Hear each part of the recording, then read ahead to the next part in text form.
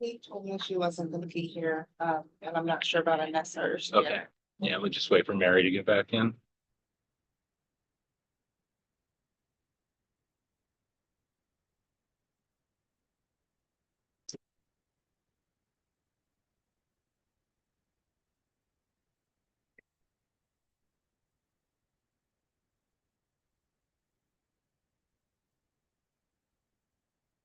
All right, 5:35, we'll call the meeting to order. And rather than a roll call, we have our new city council member, Ryan Pearson, on the line. So I thought we'd just do a quick round of introductions. Ryan, I'm Jason Gerwin, Parks and Recreation Advisory Board Chair. Alan Billingsley, just a member here for 14 years. Vito Iacobazzi, Vice Chair. Joey Thiel, this is just my second meeting. Hi, Ryan, it's Lonnie Neal. Good to see you again. Yep, good to see you. Nikki York, Office Assistant for the Parks Department. Hi, I'm Mary Dodsworth. I am the director here for Parks, Recreation and Community Services. All right, with that said, we got meeting minutes. Keep your voice up. I would entertain a motion to approve. Move we approve the minutes. Alan first, by Janet, Make a second. second by Vito. Any other discussion? Yeah, I'd like to, The motion to approve the minutes. there was a comment about hours reported by Charlie. And did we ever get those hours?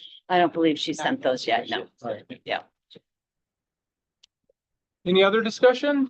Just to follow up, one of the main reasons we're asking for that, not only just for information, but we've been doing presentation or recognition at council meetings. And so typically we do a little blurb on the project, the number of volunteers and the number of hours that were performed to do the Eagle Scout project as part of their blurb. So that makes it easier for us, but Yeah, awesome. we haven't scheduled that either yet. So we'll need to do that. All in favor? Aye. All opposed? Hearing none, unanimous approval.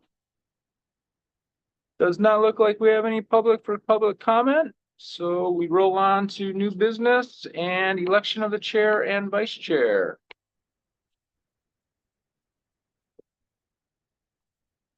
Okay, I'll just throw that out there. Our ordinance in which this board was created and all of the boards in the city of Lakewood at the first meeting in January or as soon as possible. The boards are to elect a chair and a vice chair to support the meeting facilitation. So anybody interested? We've had a great chair and vice chair over the last many years. And is there anybody interested in learning more about one of those positions or taking on one of those roles? Are they willing to serve again? I'm willing. And they're to share. associated. I'm open and share. willing. Yeah. Is there anybody else that's interested in learning more about one of the positions? I would learn about it. Oh, Do it. so we would probably need a nomination Yeah. from somebody on that behalf. I would like to nominate Jason and Vito for this, their two respective positions from last year. And a second? Okay. Thank you. Sean. You could probably do all in favor. You're the chair. All in favor? Aye. Yep. Thank you for your confidence in allowing us to serve as your chair. Remember, if you're opposed to that one, you're gonna get the spot. Exactly. That's right. And so next up, we will talk about our council approved work plan. The city council reviews all of our advisory board work programs in January. They approve they review it and then they have conversation, they get clarification. They didn't really make any changes to the work program that we had put together. So I just wanted to kind of go through it so that you know what's on our program. And then if we want a new topic or if a citizen comes in with a great idea, that is more than just information, then we would go back to council and ask for them to either add something or delete something or just to make sure that because we do work on behalf of the council. So So the work plan includes recommendations for various things, facilitation of various activities, as well as just educational, presentations. And so throughout this year, we'll be doing an Nisqually Partnership Project update. We'll be giving you a Parks CIP update. We're going to be doing the special event update tonight.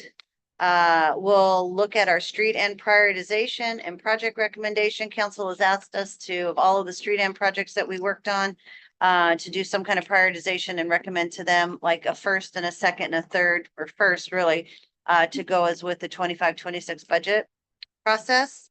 Park sign project update to include wayfinding signs and reader boards. We kind of did that at the end of last year. We made a recommendation to council. They approved your recommendation. And so as we get to implementation of that, to give you your timing, we'll keep you up to date with what's happening with that.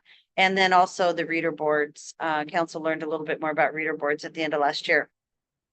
The urban forestry program update, which also has some climate change initiatives or strategies. And so we'll be bringing that back to you when that program gets kind of more up and running, or if they need more feedback from us or a representative of our group to work on that as public or community development's working on that. We're talking about future expansion opportunities. There's two things. One is city has a MOU out, draft MOU to Camp Murray to talk about doing a master plan for the boat launch, that how might improvements be made there so it's more of a functional space for the community. And then also conversations with DSHS regarding the city taking over ownership of the cottages. Not probably the land under the cottages right now, but the cottages themselves, just because the Historical Society needs more support, I guess, for those facilities than they're But getting. they're unwilling to short plat it, section that off. Not at or- this point, no, Yeah. because they're in the middle of a big master Oh, plan and yeah. a big development project. And so they don't really want, they've already got certain things approved. So because of utilities running underneath and because of access, security, and renovation, the ideas are blocking out sort of a use area, but not moving the land at this point. So at least it's an idea. Nothing's been put in stone. But we'll bring you updates as possible. Edgewater Park Master Plan, of course, will be meeting on the 6th. Is that just next week or 2 weeks? It's in 2 weeks. We'll What be time meeting, is that? I beg your pardon? What time? 5:30. 5:30. 5:30. Mhm. You won't be here that week. Yeah. But we'll be presenting, I'll talk about that during our update. Senior services update, we'll be doing that this year. I think we have that scheduled. We look on here, coming up. April, March? April. April. Yeah, and I think the council's actually asked for them to do an update for the council as well. So that'll be good. I love a 2-for-1. And then Kate had talked about playground design planning. And so we talked about maybe later this year doing some updates as to what we're doing with our playgrounds. And we also have some playground replacement projects coming up in the next couple of years. And so it would be a good idea to do some brainstorming about what we're doing, what we have, and then maybe where we want to go. If there's some adaptive things or different kinds of nature play or more modern things. So that's the work plan. We've got them agendized. Generally, we follow this pretty closely, but as opportunities present themselves, or we might not be ready for something, we'll move it around. But we'll keep you briefed as to the action plan for the year. I hope we can have an H bar update somewhere in there Oh, next yeah, year that's too. Thinking of, it's really do seniors. We'll bring we'll do that. We'll add that to an H barn update. If it's just an update, we're not looking for action or recommendations, then that's something we can easily add to the agenda if it's more of an educational kinds of thing. So When are we gonna look at playgrounds? Because I'm kind of keep my eyes on just. I think we wrote that down in October. Oh, it's on the back page. Yeah, sorry. Yeah. Yeah. Mhm.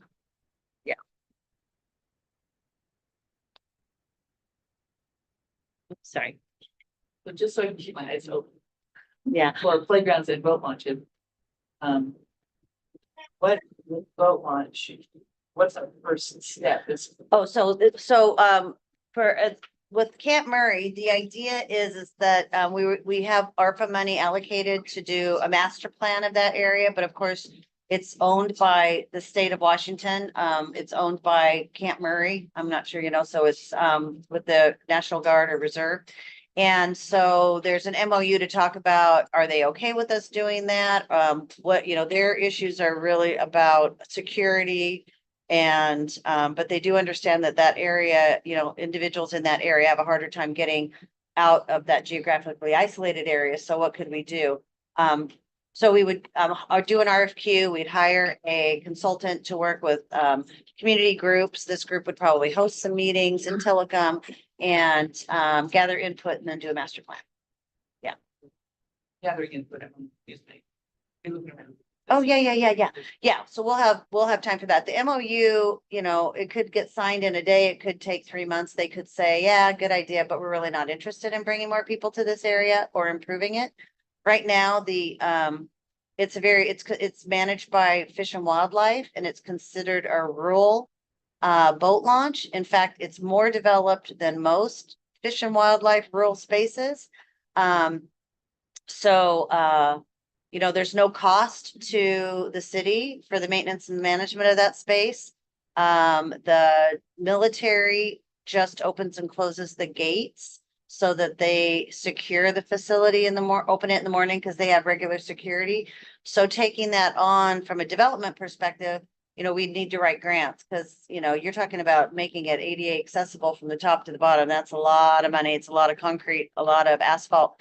But so it would be millions of dollars. So we would need to look for, future grants. Right. And then the operational costs, right? That's something that's not currently in our work program. So there need to be some, development done. But the idea is first is what could it be? Yeah. What do we want it to be? And the fire department has a boathouse down there that the police department has shared with them on occasion. And so how does that get built into it from a safety and emergency access? So that's what we would do. Typically, the same thing we sort of did with Edgewater. You hire a consultant, you get experts in the area. Usually you have 1 or 2 meetings with stakeholders. What do you love? What do you hate? And then come up with a preferred plan. So then you can go out and get cost estimates and then look for funding to take care of it. And maybe phase it if it's too big to do at one time. You come and talk to American. Bring this up. Sure. Because. Will I be invited in May to come? Yeah. I think so. I think I know somebody. Yeah. So just let me know if you have that date. We'll get it on the calendar. Yeah, we can bring up whatever we want. Yeah, I And we'll know more by then what the action plan is for that. They'll have definitely. Sure. Yeah. And at that point, it might be that we're ready for input, or it might just be a briefing that we're working on this. So, yeah. Yeah. Especially when you just explained to me all of the considerations for the city, because they're only going to see. Sure, absolutely. Yeah. Is it currently open to the public? Yeah, it's Yeah. public. Yeah. You technically have to you leave Lakewood and then you get back into Lakewood. So you actually leave Lakewood when you go down into it, but then you're back in Lakewood when you're at the bottom of it. So, Okay. but the city has jurisdiction, so the police can respond in the summer. It's just all gravel. There's no organized parking. And because it's used so much, they have rocks and things to sort of discourage people from utilizing the shoreline, but people are putting up tents Yeah. and picnicking and like setting up for the day along the shoreline, pulling the boats up. Yeah. So, yeah, but it is open to the public and there's not a launch fee. However, you either need a Discover Pass. It's probably similar to your place. You either need a Discover Pass or when you buy a fishing license, you get Fish and Wildlife. Fish and Wildlife Pass for Right. their managed areas, and that's considered their managed area. And then the playgrounds, we would be doing a briefing, and so we'll be gathering information for that. So yeah, if you're ever out and about and you see something you think's really cool, take a picture of it, right? Yeah. If you think, oh, my kids really love this, or this is the weirdest thing I've ever seen, or how creative is this? Take a picture so that we have that for, just for food for thought as we're looking at the next phase for things. I'd be happy to meet anybody at any of our playgrounds. I've got a lot of years of experience and explain why you do what you do. They're pretty well regulated for safety standards and compliance to the national standards. And we So, can talk about that too. Yeah, Yeah, that's a yeah. great idea. so. Any other thoughts or questions on the work plan? another full boat for us. So, that being said, we will have a special event update from Lonnie. Yeah, Lonnie, Lonnie. thank you. Nice to meet you. Yeah, I'm, So on the, oh, go on. I was Introduce just me, gonna- introduce yeah. me. we'll introduce her. So Nikki will get this started. So Lonnie Neal works with us. She's on our arts commission. She's worked with lots of our art programs. She's volunteered for the city and now she's actually working with us and she works primarily on our special event programs and activities. So we just did this. I'm gonna click it ahead if that's okay, like we did last night. Please. So Lonnie and I did a special event update for city council just last night. So we polished our presentation for you. So it's good when we We're can all do it. warmed up. We're all warmed up. So we're gonna do this again and share with you sort of a recap of 2023. And then we'll just give you a little update on what the plans are for 2024. So I'll start. So so why do we even do special events? You know, everybody thinks they're just, it's fun and games and isn't it great that we do these events and they just happen but really there's really strategy and there's a lot of planning and effort that goes into developing special events in the city. And really our job here is to implement the council's vision. And so I just wanted to clarify the council's vision, which is Lakewood is a thriving urban city with core values of family, community, education, economic prosperity, and equitable delivery of services. And then it goes right into our Lakewood Legacy Plan, which is our strategic plan. And the mission of that is, or the vision of that is to create a healthy and vibrant community where opportunities abound to encourage an engaged and livable community. So really, when you think about the special events that we do, we are very much focusing on creating opportunities for families and communities to gather. We provide lots of education and opportunities for learning. We generate economic impact and we have events and activities in specific areas, but also we invite businesses and vendors to come in who definitely thrive at our events. And then we really are thoughtful. We look at everything through an equity lens. We want to make sure that everybody in our community has access to our events. So sometimes they're done in different places. We want to make sure that everybody feels welcome and that is able to come to our event. And sometimes that might mean doing things differently or adding elements that have to do with language or different cultural elements to make sure that everybody feels like this is a community, this is an event for them. We want everybody to feel welcome. That's really why we focus on our community events. So Lonnie is going to talk a little bit about, she'll start and she's going to share a little bit about our new, is there any way we can get rid of that bar at the bottom? You can move it to the top. Better at the bottom. All right. So Lonnie Neal, Yeah. she's been working with us for several years. And so Right, so this was a new event that we introduced in 2023, and at that time it was called New Year, New You Welcome Walk. And then we just had the 2024 event this last Saturday, and we simplified the term to the Welcome Walk. And really the idea is that we know there's a very large percentage of our population who because of the military base, we have a lot of new people constantly coming into Lakewood. And the concept is to get these new families, new residents in Lakewood to come check out the park, get to meet other folks and resources that are available here in Lakewood. And so we have great sponsors, Amazon and Virginia Mason, Showcase Media, Twin Star Credit Union, and then we have a really great collaboration with Clover Park School District. They have done a phenomenal job, both last year and this year. They send out notifications to all the families in the school district about this event. And then they specifically send a targeted communication to families who have moved into Lakewood within the last 6 months. So it's a great event, and we both last year and this year, by all things miraculous, we had sunny weather because, you know, this Saturday was the one glorious day between, you know, sandwiched between a lot of rain. Yeah. So, yeah, so it's fun. Folks come and meet at the park, and we have them fill out a name tag with their name and how many years they've lived in Lakewood. And that's kind of a communication, a conversation starter. And there are some continual walks that go around the lake, just groups of people going around the lake. Our youth council volunteer. We have s'mores for kids. We have a costume contest, and Lakewood House of Donuts and Showcase Media provide, the awards, and it's just a really fun, great event.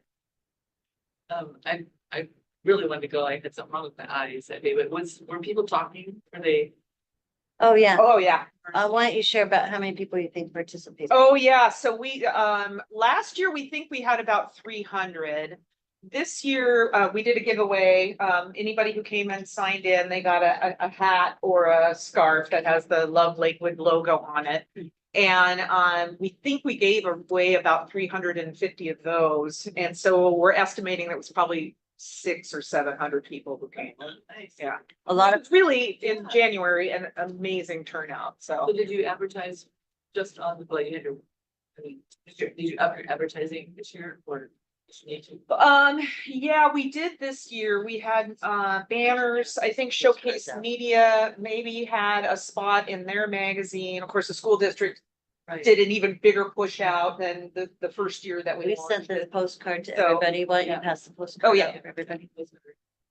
But I think the name tags really was the conversation starter, because Yeah. that's my group was all about that and what brought them to Lakewood and Yeah. those sorts of things. And I was on the corner, as I said, when people came in, I was on the corner, are you going to the dog park? You're going to the walk. And so everybody was coming down from the staging area. And so if someone sort of stopped there and kind of asked, how do you get to the lake? You knew they were brand new. They hadn't been to the park yet. So that was kind of fun Right. to say, oh, and then, recognize them. How was your walk? And, the park just looked beautiful. The people did a good job. So, I love this picture. yeah. It's- You can't, So anyway. Hang it on your fridge. Yeah. So- Take a couple. So council last night said, why don't we do more of them? And I said, well, because, we got a lot of other things that we're working on, but, it really is fun and it's free and it is very family friendly. And so, Ron Banner last year, right after this event, was so happy with the outcome and the turnout. Lots of families came from the school district. He says, can't we do this every quarter? Well, we all get really busy. So, but we are doing lots of other family friendly activities. But the great thing is as well, these families are now it's like, oh, connection with the city, postcards, they got information from the library, they got information from the school district, they got information from different folks. They're connecting now. They understand, oh, we can go here and look for more information. So it is a way for them to find out more about what we're doing. I like the city manager update weekly. That's great. You just get a quick little, it only takes you a few minutes to read through So it. does that just automatically come to you because you're on a You list? sign up. Sign up for it, Sign yeah. up for it. And one more comment. So my church does a turkey trot. It's just private, people get invited to it. And that might be something maybe we could help facilitate, like just a run around one time the lake on Thanksgiving morning. That would be one of our local police officers, I think, work with you on that, right? Yeah, But so maybe we could make it. open to the community. Yeah, instead of him trying to rally all these people. Yeah. Yeah, it's just a matter of, we have a very, very small staff. We do an awful lot, which you will find out throughout the. Here for that. Yeah, of I'm course. kind of volunteering. Yeah. But again, I'll just emphasize, we do these activities and events and people show up and they're amazing and all of these things. There is so much work that goes into on the front end with logistics and safety and contact and communication and setup and all of that stuff. I mean, there's a lot that goes into it. And so it does seem very effortless when people come and it's, pretty amazing, but there's just an awful lot that happens before, during and after. So, but anyway, but it is a great event. So this says MLK celebration. And so we just kicked off, 2 weekends ago was Martin Luther King weekend. And so this is the city in the old days used to do an event, but we found during COVID, well, we couldn't. So we started doing some videos and some other ways of honoring the legacy of Martin Luther King Jr., Dr. Martin Luther King Jr. And we found that the reach is actually bigger than, the events, because it was kind of the same people coming, even though it was great. So last year in 2023, there's a stakeholders group that meets year round to sort of get things ready and to plan. for how we're gonna recognize the, this, weekend and the legacy again of Dr. Martin Luther King. Last year, the theme was everybody can be great because anybody can serve. So there was a video that was done, that was reflecting off of that, quote. And then, this year, we just introduced the second of 3 videos. The first one was released last week. The next one will be released this week. And then, the third one will be, and it's, following the quote. Do you have it? Will you read it off there? Lonnie, so Yeah. this year's quote is. This year's quote is, if you can't fly, then run. If you can't run, then walk. If you can't walk, then crawl. But no matter what, you have to keep moving forward. And so it's a series of youth reflecting off of that quote, and they're really cute. And so you can find them on our website. You may have gotten them mailed out to you. And then hopefully this will work. Sound didn't work, but In honor of Martin Luther King Jr., our city of Lakewood is featuring 6 local heroes who are giving back to the community they love and care about. Their messages have all been different, yet all have a common ground. They are giving their time and talents, all for the betterment of the community, continuing to transform our city into a wonderful place for all to live and grow. As Martin Luther King so poignantly stated, everybody can be great because anybody can serve. so following after the videos are released, for the month of February, which is Black History Month, we'll be actually doing 8 hidden heroes. Yeah. Yeah. And so, we do local individuals. Some you may know, like, our superintendent, but there may be other individuals that you're not aware of in the community. They'll be honored, with a little, biography and summary of them and what they do, but then also some national individuals as well. So it's just a great way of honoring the folks in our community and again, recognizing, the work of the people in our community. How do we get people nominated for the next year? There's a stakeholders group, that, Nikki, you might know, do they just as a group bring in their own nominations or how do they? Yeah, they just get suggestions from other people, From like other they look people. for recommendations, so. If I had any recommendations, like, Yeah, absolutely. Yeah. And so they meet year round. And so they start finalizing the list of those heroes. I think it was is that October-ish? Like around October. So it may also be sent out like in the city council minutes or in some community update, but that's great. If you have some individuals to be considered, that'd be great. You can always send anything to Nikki. She is the queen of getting it to the right place. So just know she's the hub of all things. So you wanna like that, John? Hub of all things. That means she gets it done. all right, Lonnie, you want to talk Yeah, about this? I'm so, sorry you can't see it. 'cause Yeah, of that's that all right. bar. On April 1st, we had an unveiling event for Gateway Arcs, which is big art installation that we had. It's at the entrance of Motor Avenue off of Gravelly Lake Drive. So basically the event was to commemorate and celebrate the work of this public art installation. The Arts Commission and the council spent over a year developing and planning the selection of this art piece. And the unveiling was a great way to recognize community engagement and community development. So we had the artist, John Fleming, he's from Seattle, he's in the blue coat in those images. He was there for the ribbon cutting and yeah, it was a nice event and we lucked out again to have a little break in the rain. It's like people are planning. Yeah, it had been raining that morning. It had been, and then it cleared up, and then I Yeah. think it started raining right where we were cleaning up, so it was a good day, yeah. So this is Parks Appreciation Day. It might be better to put it at the top if you can move it. Is that hard to do? Because I think all of the things are at the bottom, so. Just don't want you to. There you go. Thanks, Nikki.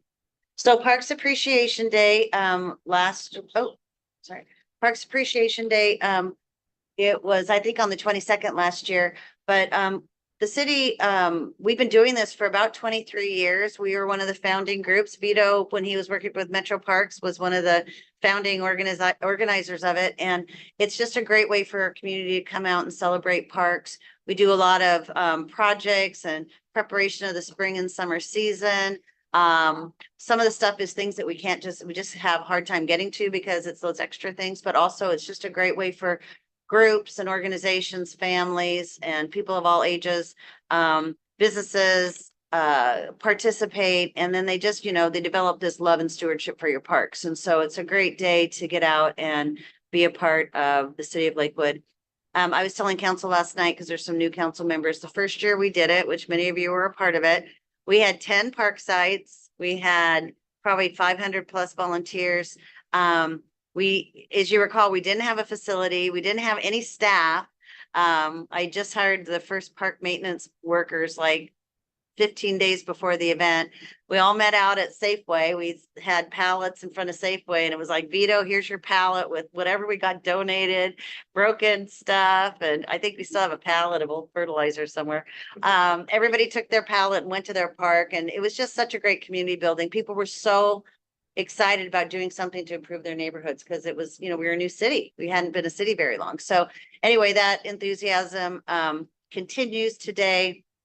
We usually do 2 or 3, 4 parks, but we are doing events all year long. So we have these one and done events with businesses and church groups. I know a couple of the local churches have their Compassion Day or their Community Day the week before, the week after.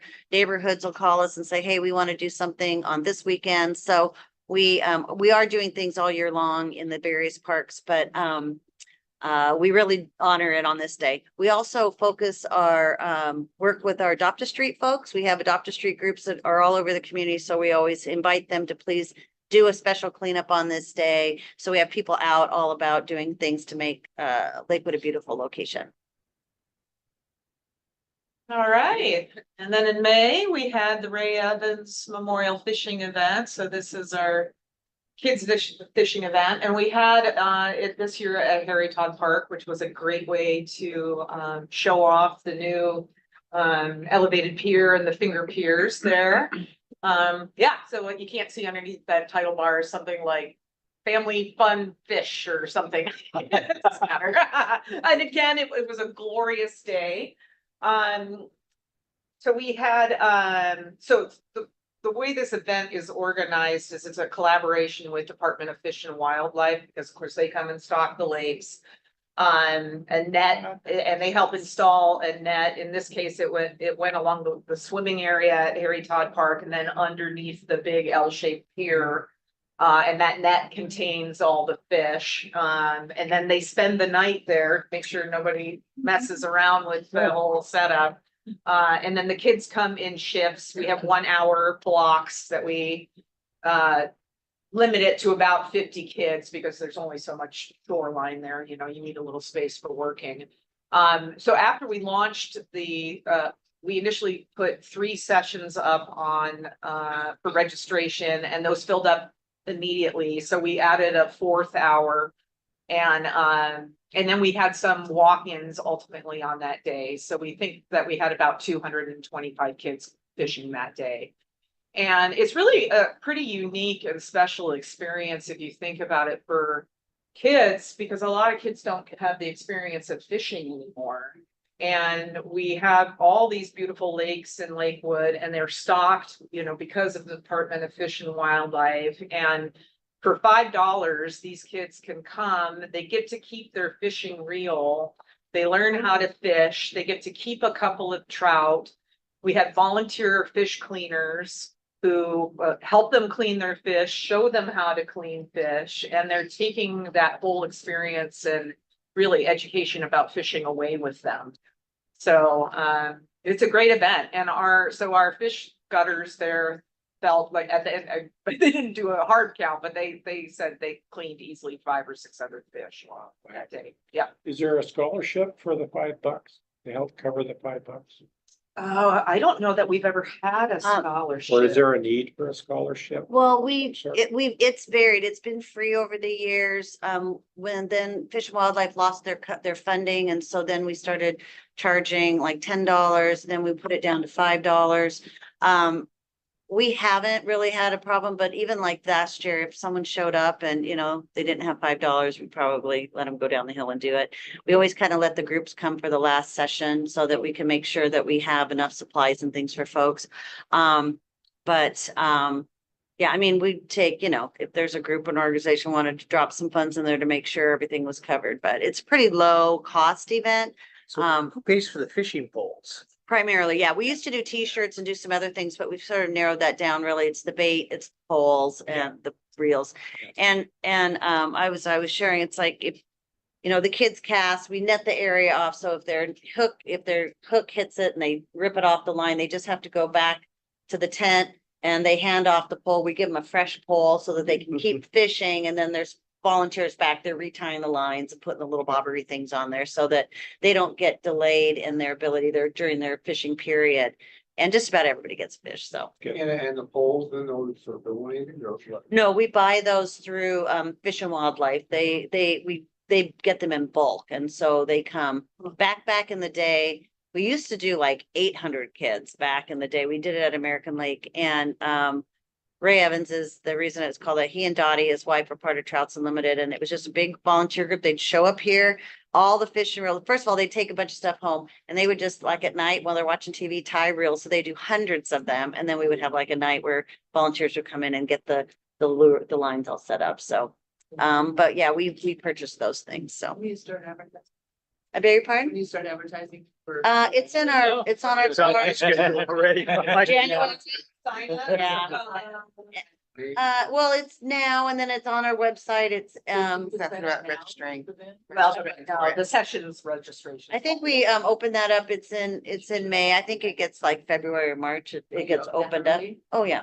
May 11th. Yeah, but then it gets pushed out. We start pushing it out in the connections. We push it out through all the different websites and stuff. But this is a good start. This helps our communications people know, when things are, so we get it tracked. So goes to the schools. I'll put a little reach out here, though. If any of you are fisher folks or folks who like fishing, we could always use adult help.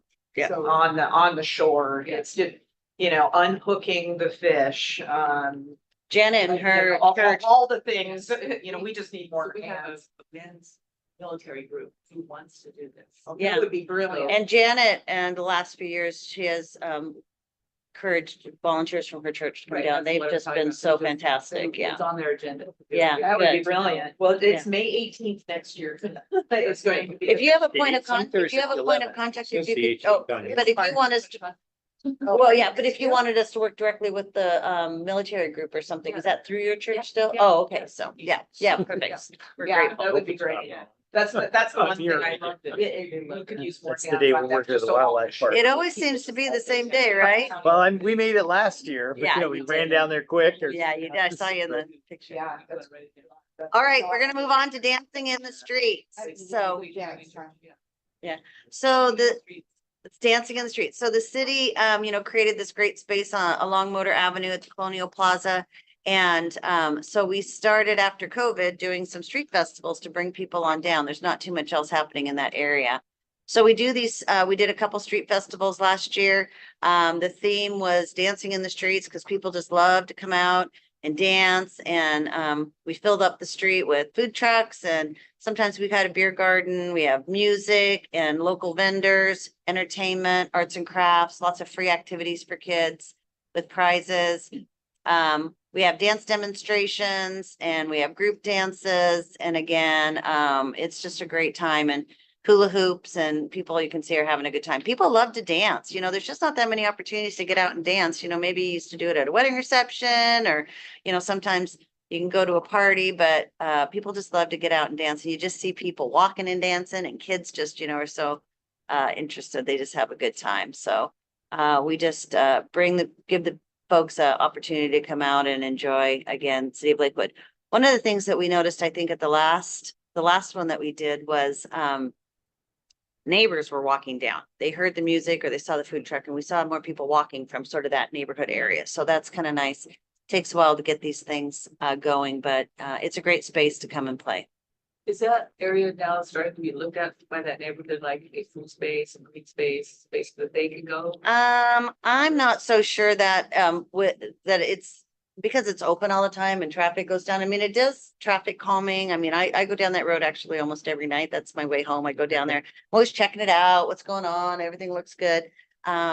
So I think until there's more activity around it, like maybe a business that would encourage someone to come and, eat a sandwich or have a glass of wine or kind of hang out, but Yeah. there's really not much down there, but So those little park benches, is that city park? yeah, the whole, well, it's a city open space. Yeah. Yeah, we maintain it. I see people visiting the artwork frequently. So, but yeah, I think there's more that needs to happen to kind of encourage it to be more of a communal space, so. Lakewood's Farmers Market. Farmers Market, so that's every Tuesday, starting in June, going through mostly the end of September.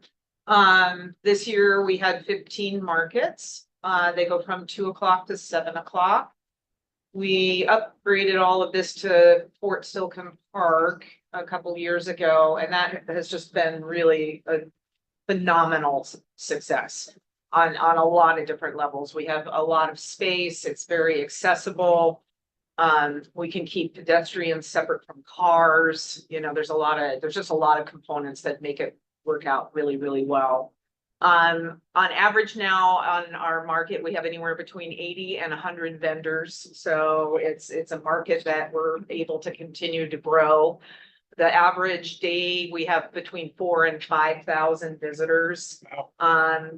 We estimate about 56,000 total for the season. That's people coming. And it averages $44,000 in daily sales on a Tuesday, and then the total season was $658,000 in sales. Fantastic. Yeah. Yeah, it's fantastic. And in 2022, we introduced the SNAP and Market Match program, thanks to all the hard work of this lovely gal sitting right here next to me. And that's just been a phenomenal addition to our program. So that's the supplemental nutritional assistance program. And Nikki estimated that this last year we had 440 transactions, and that's just under $20,000 in fresh foods and produce that are going to families. And then there's also Mary knows more about this, but there's WIC money that comes in, and there's senior bucks money. So we're hitting a wide range of our Lakewood customers, and that's great. And then we also have a Healthy Bucks program, which is children get a $2 coupon or token essentially that they can buy any fresh fruits or produce. And we give out 1,500 of those a season. And so that's a $3,000 sponsorship from Virginia Mason. Yeah. Really. That's one of the best farmers markets in the area. Yeah. We were talking about this. It's not just a farmer's market. We have games, we have entertainment, we have live music. It's just, and many of the, there's free activities and games. So it's really it's like a little mini festival every Tuesday. So it's really, again, it's fun, free, family. You see our whole community represented at all ages. Everybody's welcome at the market. And now with the programs, with the WIC, with the Healthy Bucks, with the SNAP program, everybody's welcome to come and participate. It's not just a place for certain folks to come. Everybody can come and play. So how And do it's the great. musicians, how do you give them? I beg your How do pardon? you give the musicians, you got these rotating musicians, are they We- paid or they get? Yeah, everybody's paid. We just, over the years, we have great resources, contacts, and we know who can handle a family-friendly environment, who shows up, who does a really good job, who's really talented. We have really the best vendors. When the first year we started, we didn't know who we were going to get because it was such a, but now it's like we're such a well-oiled machine, and we can pick the best vendors. We do it on Tuesday. I probably shared this with you before, is the first year we did it, we started on Tuesdays because we really looked at who's doing markets. There were a zillion on the weekend. Everybody wanted weekends, but there were 52 markets on Saturdays and Sundays just within our area. So we picked Tuesdays because really nobody was doing a market on Tuesday. So we just sort of picked it because nobody else was doing it. But what we found was that our vendors were doing markets all through the week, doing farmers markets as well as special events on the weekends. And then Mondays were when they were repicking, restocking, baking and preparing. So we always had the freshest and the best items at our market. And we have great vendors who are awesome customer service. If they're, they might have the greatest loaf of bread, but if they're not very kind and they don't present themselves well, they get talked to and then they don't get asked back. We can be really selective on the vendors that come. So we have the best vendors and we listen to them. What would make this better? What do you need? And so they're super loyal and they're so grateful because we don't just treat them like a bunch of people in a parking lot. We really treat them like part of the event and our family. So we really have a wonderful group of folks, and some of the folks there have been there with us since the very beginning. Out of curiosity, are the vendors paying a, Yes, the vendors pay a fee to be there. what is that out of curiosity? I think it's between $25 and $75, depending on if you're a 10 by 10 like Crafter. $30. Or yeah, and then the food ones pay more. They pay more because they're getting more space and they're needing that. But it does generate revenue to offset the operation. We get a lot of grants to manage that. So it's a really great program. And then we have our summer concert series, which are aligned with the farmer market days. So it's not every farmer's market, but it's the majority of the Tuesdays we have the summer concerts overlap with farmer's market. A farmer's market goes from 2 to 7. Summer concerts start at 6:30 and go to 8. And it's of course at our beautiful pavilion building, which is right. The location is just perfect. And we found that we have a lot of really good success on those days. The farmer's market does better, the sales are higher. People come, they shop, they get dinner, they stay longer, and then they go and enjoy the concerts. It's just a great free family event. Has there been any complaints about overcrowding? No, I've not heard of anybody. There's space for everybody. I haven't seen any kind of overcrowding that's occurred. Yeah. Parking's not a problem. Oh, not anymore. We can fit thousands and thousands of people out there. Yeah. Yeah. So, it's great. It's great bands. Yeah. People are dancing again. They love dancing. Yeah, it's really, it's super, super fun. So, Why don't you go back and tell them a little bit about what we're doing with the market for 2024? oh yeah, okay, so for the farmer's market for 2024, we're gonna have 14 markets. It starts the first Tuesday of June. And this year we're gonna introduce pop-up markets. So the idea is there will be not every market day, but a good majority of them, there will be a theme. For example, we might have veteran-owned businesses. So it's a way for businesses to, come get their toe wet, trying out a market, because not everybody has done markets before. They don't know if it's something that would work for them or wouldn't work for them. And it gives businesses experience and exposure. And then it also gives something new to our clientele who are coming to the farmers market. So every week there will be some new components for them to look at. Same street. Yeah, we have some, we'll kind of put the pop-ups probably all in a similar area together, but yes, it's all going to be in general where the market has been. So, I'll just rattle off a couple of the other ones. So we talked about having veteran-owned businesses, minority-owned businesses, new businesses that have opened within the last 18 months. We're going to have a kids' day, which we did a number of years ago before COVID. That was a big hit. We want to do a day that we have some connections with our local tribal affiliations.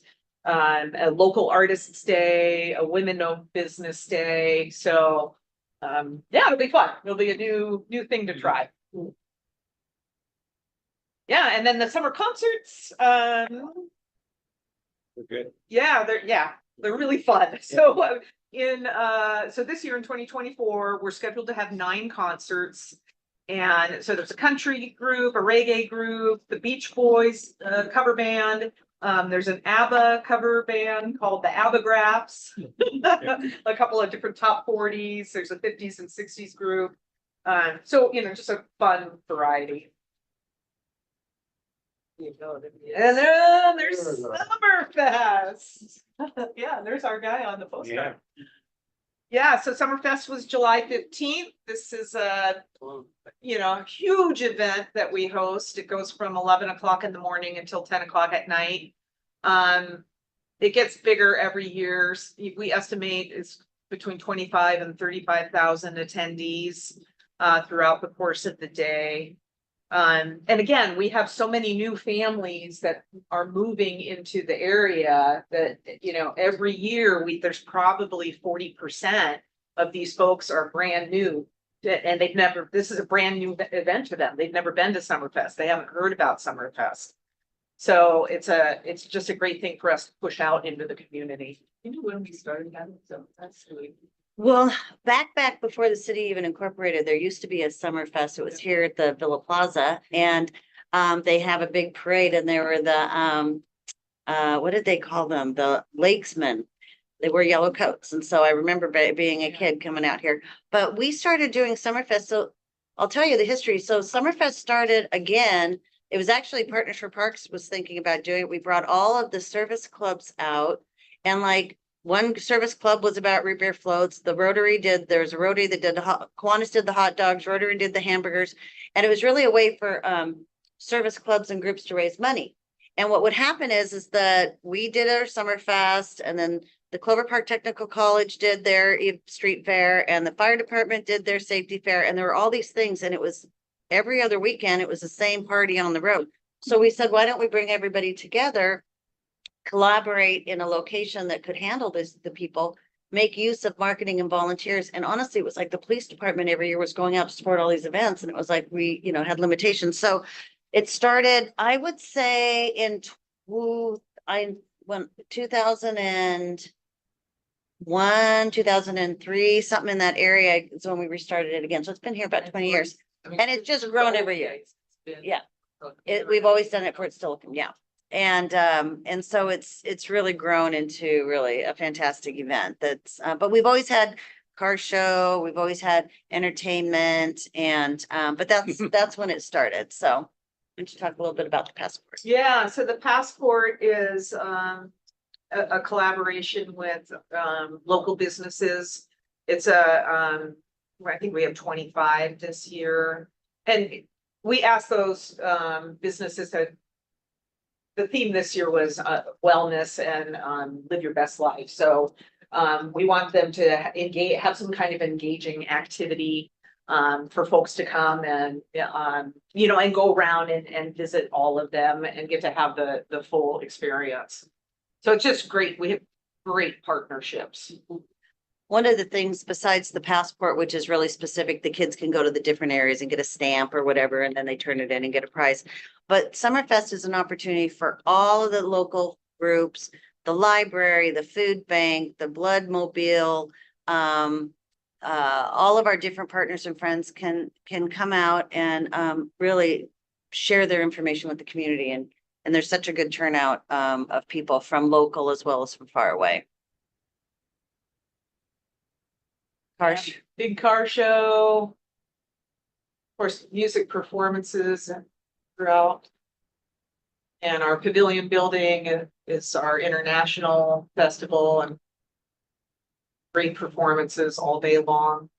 Our sister cities combines with Summerfest. Again, they're a 2-for-1 where they can make use of all of the resources, but they really represent all of the different groups in our community. Evel Knievel guy. trampoline stunts. Really fun. And then in the evening, we have the hot air balloons and their balloon glow show, which is, you can just see by all the people in there how popular it is.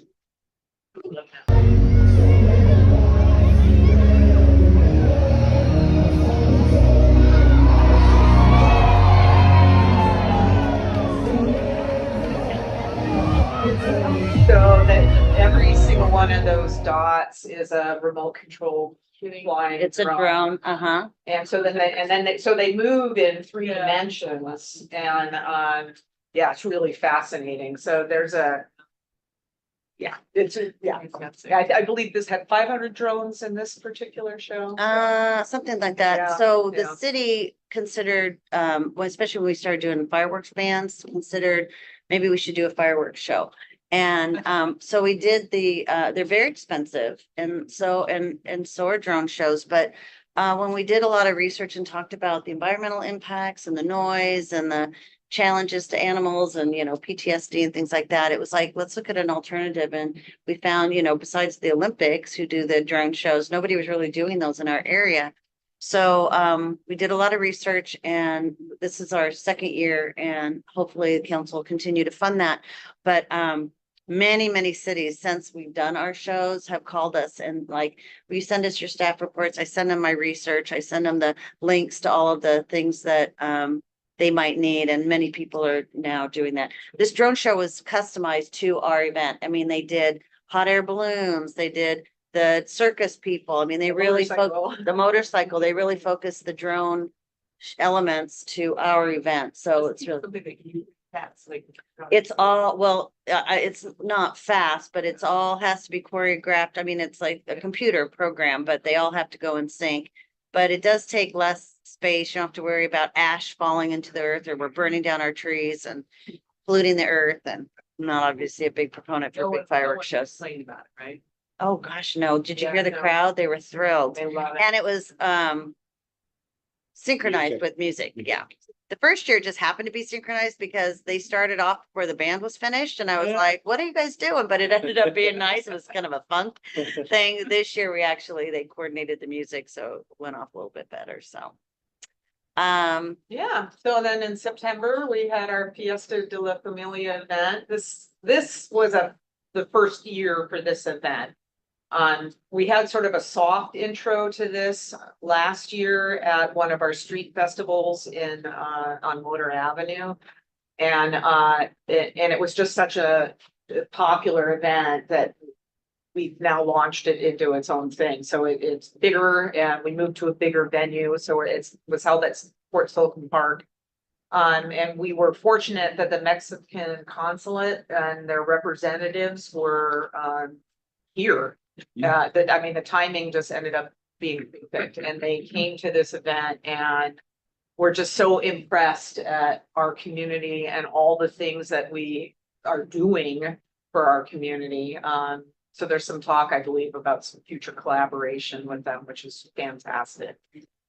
they actually came to us and asked if they could come and help spread the word out through their media, Spanish-speaking media sources. So they really helped promote the event. So we had such a good participation. I think we figured there were about 5,000 people, I think, at this event this year. Yeah. So we had lots of performances scheduled all day at our fabulous pavilion building. I mean, you know, and again, gorgeous weather. We're so lucky. Everybody's gonna think that's what it was. I know, it never rains here in Washington. At least not here. Yeah, and we had an art show under shelter number 1. We had 10 different local artists that were there displaying their work and selling Hispanic their work, artists. which was Mhm. fantastic. And then we had a community ofrenda, which was really fun. So throughout the course of the day, the public were encouraged to, you know, bring photos or memorabilia of their loved ones. And as the city, we provided marigolds and the battery operated candles. And we had note cards there that if somebody wanted to write a special note about their loved one. And then that was the whole day. It just was so, you know, slowly building and blossoming. And yeah, it just ended up being a really beautiful thing. And we had again, some of all the other fun things that we do. And that's what makes our events great. I mean, all of these things are free for all of our families to come and partake in. So entertainment and the car show and face painting and circus games and all the good things. I think car shows are a requirement. It's liquid. Yeah, they're very popular. And we were able to sort of dovetail in the ribbon cutting ceremony for the new mural at the bathrooms at Fort Silken Park, that right there outside of the playground. The artist's name is Angelina Villalobos Soto, and she's a Seattle artist. And she made an extra effort to get the artwork done so that we could have a ribbon cutting ceremony at this event. It was great. Yeah. And just as a follow-up, it's like, as I said in the beginning, is when we do these events like the international stage at Summerfest, when we have this Fiesta de la Familia, it really provides an opportunity to share cultural traditions, art, entertainment, music, food with our whole community, because some folks might not have ever known what this ofrenda is and what's that all about. And it's a really important element of certain cultures. So it's another way of, again, providing that opportunity for all to learn and grow and be a part of our community. In October, we have Truck and Tractor Day, one of the greatest days in the city of Lakewood. It's been pretty much our fall festival. It's a great opportunity, another family-friendly, fun fall day. All kinds of free activities and events for the kids. Some come in costume. A lot of kids come in costume. Some kids can get costumes and make masks, and the event and all of the different stations that we have throughout the park. Everybody gets a pumpkin. Kids, if you can carry it, you can take it home. So there's a pumpkin patch, you get a free pumpkin. And then we provide stations where you can decorate your pumpkin. Some kids take their decorations home so they can do it as a family activity, but it's a lot of fun for the kids that are there. And then, all you need is a pile of dirt and a couple of trucks, and it creates hours of entertainment for children. And so they have a good time playing at the park.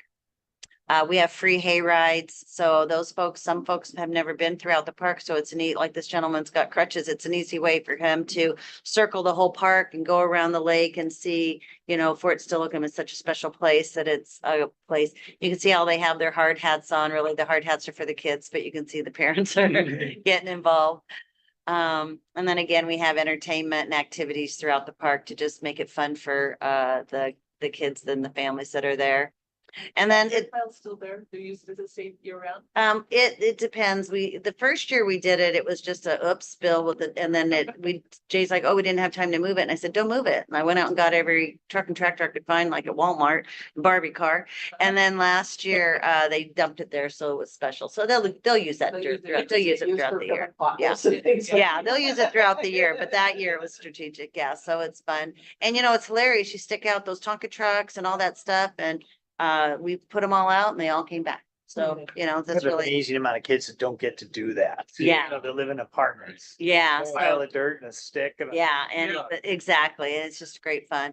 But then with Truck and Tractor Day, you can imagine we do have trucks and tractors and swap vehicles and army vehicles and cement mixers and buses and moving vans. And just for a lot of kids, it's their first time getting on a bus. So it might be their first time they get to walk through a moving van and cement mixers. And so they get to touch them and climb on them and sit in the seat and get their picture taken and blow the horn and or make the lights flash. And it's just really fun. And kids and parents, they're just loving it. So and then one of the most exciting activities that we have these big catapults that have been created, and these kids get to do pumpkin chunking. So they get to release the pumpkins and they fly out and they might hit a target, or they're all sending them out to the field. So again, that's super fun activity for Do the geese come and eat those? Or I beg your pardon? Do the geese come and eat those?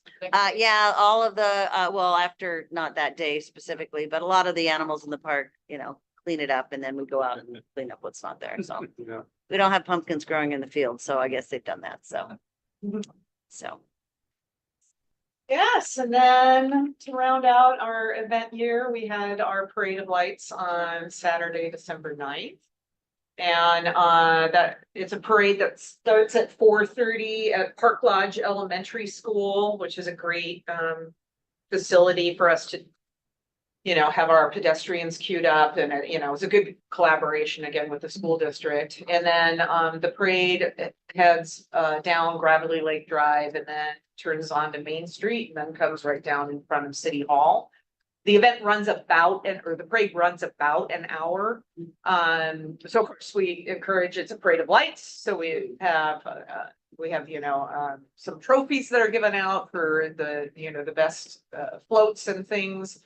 This year we had a unicorn. So it was fun. We had horses and carriages this year.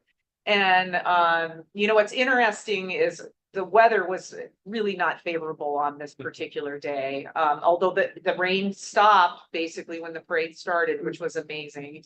But this was by far our biggest event yet. We had over 40 parade entries.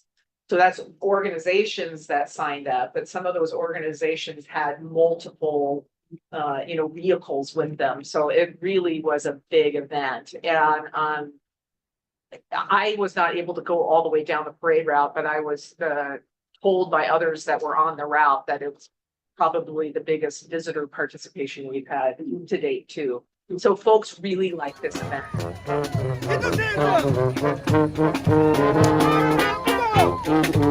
So that's our ICAR band. They are out there playing holiday music. We had the school marching bands. And many of the floats and activities had music associated with them.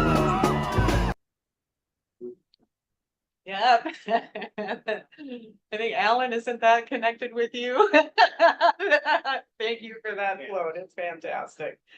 Yeah, so at the very end of our parade, we have a Santa Claus that comes on a fire truck. That's kind of the caboose of the parade. And then Santa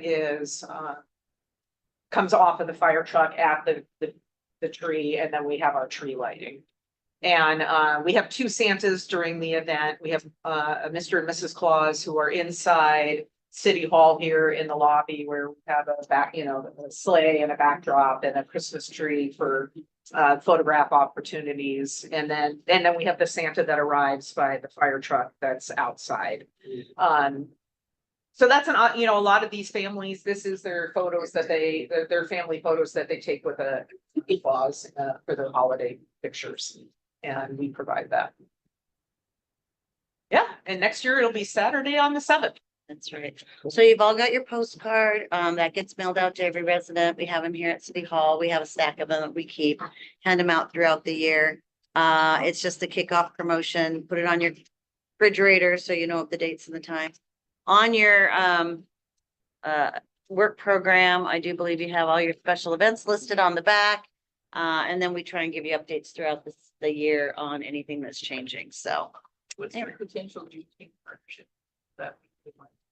So our Juneteenth partnership, so last year, it's a national holiday now, and there's a church in our area that was doing a big event, and they came and shared all of the things they were doing with City Council, and City Council thought that was really exciting.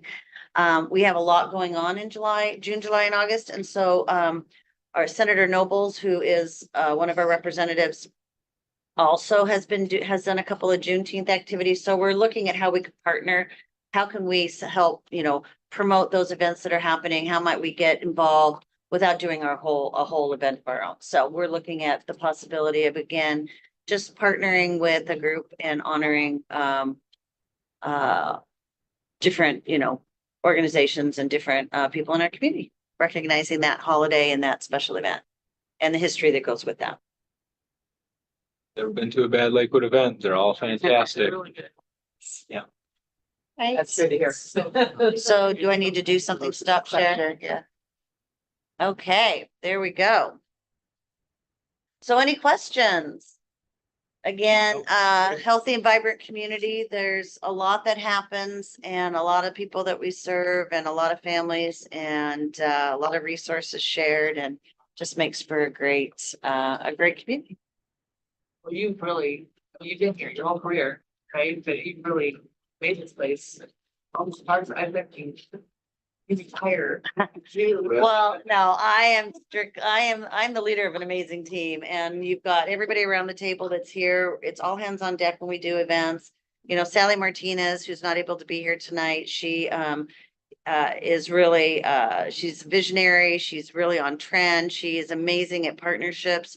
She's got a lot of big ideas. And then there's just so many people that it takes to actually help get those things to happen. And everybody works really hard all year long. So I'd love to take full credit for all these things, but you know, we're all about partnership and collaboration, and sponsorship helps us have low to no cost events and activities. So that's going to continue. You know, that's a culture of our community. We walk, you know, that was created in cityhood and in corporation, and that's going to be here forever, I think. Being a new member to the community a few years back. Oh. This is really, Oh, thank we're you. glad I'm a. Yeah, we're glad you're here really too. Fantastic. Didn't Nessa make a speech at that she was she gonna talk at the Christmas tree lighting? She talks. for She was 3 the hours. announcer. Yeah, she was the MC and the announcer for the parade. Yeah. And she also helped at our welcome event. She came out and did sort of the announcing throughout the event. So yeah, Vanessa's a great community resource for us as well. So that's that. Any director's report? Well, I don't have a. Covers it pretty well. I don't have a printed director's report. I ended up being pulled, but just to give you sort of a heads up on a couple things we're working on right now. I was out just before the meeting, working on the Nisqually Partnership Project. That's moving forward. I meet with the Parks Commission, the Nisqually Parks Commission tomorrow afternoon. We'll be meeting with them every month just to keep the decision making and the information sharing so that we can keep that project moving forward. It's really going to be an amazing way to share the history of our local Indigenous people with the community. I'm really excited about it. The Tenzer log, the one in front of the library, they're getting ready to, I guess, knock that building down in some fashion. And so we've been really working hard and fast moving it to Fort Stolcombe Park. I think I shared that with you last week or last month. Found a location. And then what we plan to do is 2 for 1 on our Nisqually Loop Trail. It'll be along that pathway. And so we'll really utilize the history, you know, really be able to share the history of Salish or Salish, however you want to pronounce it, Indigenous tribes in our area. So it's going to be cool. So that's So it's again. gonna be a permanent location there. Oh, a for it? permanent location. Yeah, you're only going to move that sucker once. Yeah. And we're fingers crossed that it stays. stays yeah. together. So it's a big, it's, you know, 40 feet in diameter. It's almost 20 feet tall. It weighs almost 10 tons. I mean, it's not a simple little thing of moving. So, it's been on display since the 70s and, their history for it. We'll give you more information down the road when we get there, but, it's got around it these metal straps that are kind of like a barrel strap, you know, back in the days when they made barrels, those, around it that aren't super, super tight. That was probably the original way they moved it. And then I guess it was actually on the other side of the library and they did move it when they did the renovations back in the 70s. So maybe in the 50s it was somewhere else, but there's also 3 metal cables that are around it quite tight, 2 or 3. So, hopefully it all just stays together when they pick it up to move it. But we're working on the base to support it and then a structure to support it, protect it. Yeah, needs to be so protected. So it for is. the historical events, are you gonna put different or 21st century? Well, we'll probably, yeah, take a look at what's on there now and see how those are appropriate or not appropriate. And there also is work that needs to be, so they'll probably, we're gonna work through that, but there's a lot of rings. Well, and really, as it becomes part of the Nisqually Loop Trail, our recommendation is that to take that history, because we want to talk about the Medicine Creek Treaty and the impact of the different tribes. And so that's a really great tie to the history. So we're going to get it moved there first and then we'll see what happens. But that's sort of the idea of what might be enhanced with that besides just some of the rings that are there now or the history that's. Yeah, they'll have to use a crane. The idea, how it started was, you know, the idea was they said, what are we gonna do with this? And, you know, we're like, oh, you can store it in one of our barns. Won't fit in any of the barns. It's too big. Can't get through unless we're gonna take the whole side off of a barn. And then what do you do with it? Lay it on the ground and then, Then it's just. so, yeah, Yeah. so no, it'll have to Okay. be moved with a crane. It'll have to be trucked. And then it's gonna get moved once, so we gotta be ready for it. So we're working hard on getting that engineering. I mean, you can't put a Yeah, 10, you you support, can put a 10 10 ton. ton, yeah, I'll show you some I'd pictures. be interested, yeah, Yeah. I'd be interested. So there's, Well, they so- need boats. Absolutely. So council's been very supportive, you know, it's not free, there's costs associated with the engineering to get the base to support it, because it's on these little cement things, which isn't probably gonna meet any kind of code now. So anyway, we're moving forward with it. And the structure has to be special to store it. Yeah. Oh, yeah. Yeah. We got it, yeah, it'll go up a little higher than it used to, but Is it you know, gonna be like behind glass? won't be behind glass, it'll be in a picnic shelter style structure with probably some kind of, I'm not gonna say chain link, but mesh that is around it so you can't get in there and someone can't get right to it, but you'll still be able to breathe through. It'll still have all the airflow. You don't need Timmy Love Sally on there or something like Right, that, yeah, you know? or something. Right. So I think we're doing our best to preserve it for future generations, right? Are you like putting dirt in it? Not in it, but we're looking at like maybe resealing it. I mean, again, we're gonna get it there and see what happens, but it's almost looks petrified. I mean, it's had all of this. So hopefully it is. We'll see. And if it breaks into 10,000 pieces, we will give everybody in the city. Every family will get a piece. And then once a year, my big idea is that once a year, people will all come to the park and we will put the log like a big puzzle. And it'll be like a generational thing. Vito will pass his puzzle piece on to the next generation and they'll all come to the park and once a year we'll put the puzzle piece together. That's my big idea. Yeah. So Lemonade. There you go. anyway, besides that, you know, we're just preparing for, we're just getting everything ready for a year of great things. So, we've got a lot of updates for you. So a lot happening. Any reports from board members? I just have a comment. At the neighborhood meeting we had here recently, Branstetter commented about a park in the downtown area that they're planning in 24. Any information on that? So a council priority is to take a look at how we might have a downtown park or an urban park in the downtown area. And they are looking at several different locations. There's a downtown plan that you might have seen everywhere from the town center down to Colonial Plaza. There's sort of a downtown sub-area plan. So they are looking at some different locations to create. Initial location was behind Barnes and Noble, which there's a developer that's doing some like apartments or cottage housing or some things back there. So the idea I think was to tie in with that development. But I think, you know, just looking at the location, it's hidden, it's not really, doesn't meet a lot of SEPTED sort of thing. So I think that was the original big idea of let's have a downtown park. So they've looked at the old Frederick and Nelson, not Frederick and Nelson, I guess it was Frederick and Nelson, Got Shocks.